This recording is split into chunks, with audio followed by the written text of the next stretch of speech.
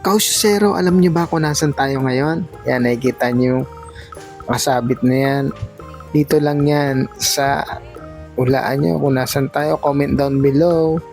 So, ito na nga ang ating pupuntahan na kainan.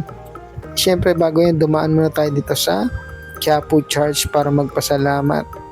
At andito na nga tayo ngayon sa Santa Cruz Parish Church.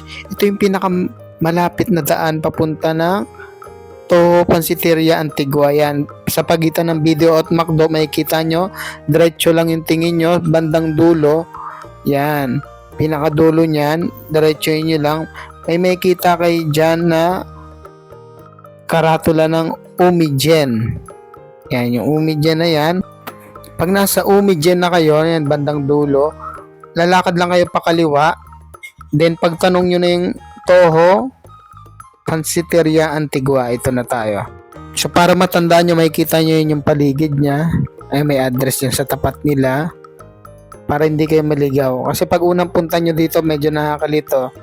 Tanong-tanong lang kayo para hindi kayo maligaw.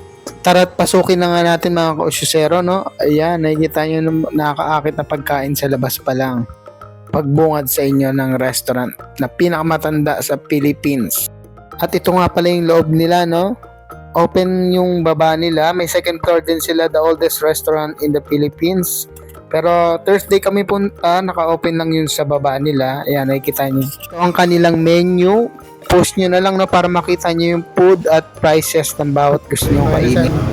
Pancit Canton. Yung salt, yung spicy spaghetti. Ako ito ba siya? Napo.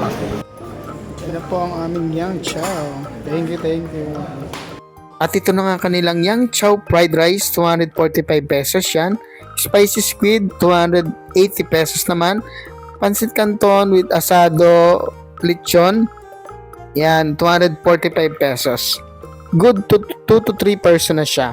At dito lang yan sa To Pansiteria Antigua. Since 1888, pinakamatandang restaurant sa Pilipinas kung saan kumain din si Jose Rizal dati dito.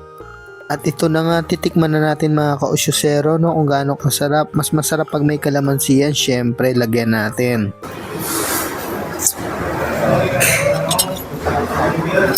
Canton.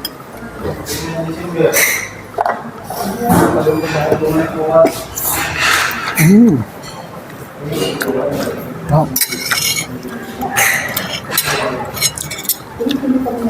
Spicy squid. Ano?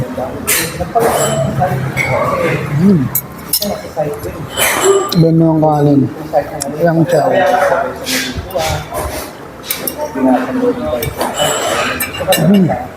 Oh. Overall, pinaka-favorite namin is spicy squid. Yang chow, maraming sawag. Okay naman. Yung pancit canton, medyo natabangan lang kami. Yun lang. Maraming salamat. Usyoso pa more.